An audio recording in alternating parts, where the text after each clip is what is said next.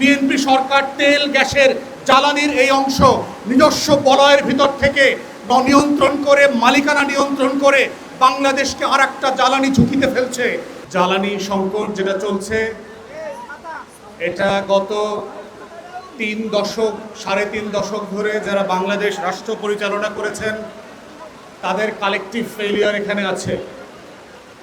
আজকের এই আবহাওয়া এবং সময়ের সংকটের কারণে আমরা খুব গভীরভাবে যেতে পারবো না, বাট একটা দুইটা ক্লু আজকের দেশবাসী এবং গণমাধ্যমের মাধ্যমে আমরা জানাতে চাই যে ইতিমধ্যে আমরা মাননীয় জ্বালানি মন্ত্রীকে দেখলাম, তিনি বিদ্যুৎ যারা সাপ্লাই করেন, গ্যাস সাপ্লাই করেন, পার্টিকুলারলি 6টা কোম্পানি, এই 6টা কোম্পানিকে বেসরকারি খাতে দিয়ে দেওয়ার জন্য আলোচনা করছেন। ইতিমধ্যে আমরা দেখতে পাচ্ছি যে মার্কেটকে এলএনজি নির্ভর করে দেবার, আমদানি নির্ভর করবার এবং এলএনজি ব্যবসায়ীদের নির্ভর করে দেবার একটা আয়োজন চলতে পারছে। গত 1 দশকের ভিতরে দেখলাম এলএনজির ব্যবহার প্রায় 6-7% থেকে শুরু করে এখন প্রায় 30%-এর কাছাকাছি চলে আসছে।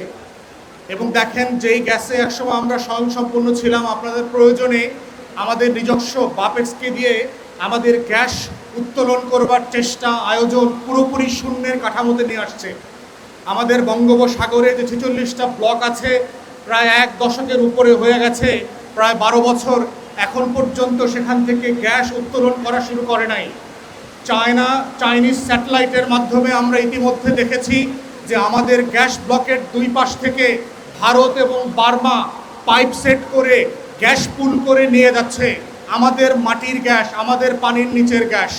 এবং পরিকল্পিতভাবে আমাদের জ্বালানি খাতকে বেসরকারি খাতে দিয়ে দেওয়া এবং আমদানি নির্ভর করে দেওয়া হচ্ছে বাংলাদেশের স্বাধীনতা, সার্বভৌমত্ব এবং জাতীয় নিরাপত্তার জন্য মারাত্মক হুমকি।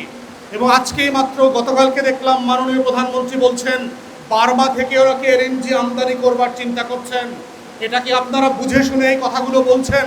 যেই বার্মার সাথে আজকে আমাদের প্রায় 17 লক্ষ রোহিঙ্গা রিফিউজি এক্সচেঞ্জ এবং রিপাট্রিয়েশন আলোচনা এখনো সমাপ্ত হয় নাই, যেই বার্মির সীমান্তে আজকে বাংলাদেশের সভরেন্টি প্রত্যেক দিন আহত হচ্ছে, যেই বার্মা আমার আকাশ সীমানা লঙ্ঘন করেছে, বছরের পর বছর ধরে কিন্তু ক্ষমা চায় নাই, যেই বার্মির সীমান্তে আজকে আরাকান অঞ্চল আরাকান আর্মির কাছে চলে গেছে, সেখান থেকে আপনি কিভাবে পাইপলাইন আনবেন, তার কোনো বাস্তব রূপান্তর না থাকার পরেও আপনি এই ধরনের কথা বলছেন।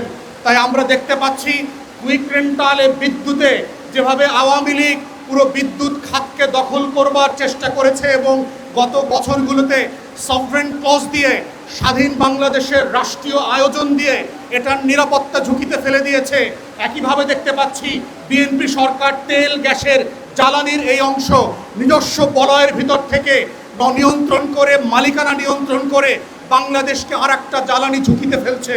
তাই আমরা বোধ করছি মাননীয় বিরোধী দলের নেতৃত্বে সংসদে এবং সংসদের বাইরে এগুলো নিয়ে ন্যাশনাল সিকিউরিটির জায়গা থেকে, জাতীয় নিরাপত্তার জায়গা থেকে এই আলোচনাগুলো হওয়া দরকার। এটা শুধুমাত্র গ্যাস লাইনে গ্যাস থাকা না থাকা, রান্না করতে পারা না পারার প্রশ্ন না, এটা রাষ্ট্রের সার্বভৌমত্বের প্রশ্ন। আসেন সবাই মিলে সে আলাপ তুলি এবং বাংলাদেশের জ্বালানি নিরাপত্তাকে রক্ষা করি আমাদের স্বাধীনতা এবং সার্বভৌমত্বের স্বার্থে। সবাইকে অসংখ্য ধন্যবাদ। আসসালামু আলাইকুম।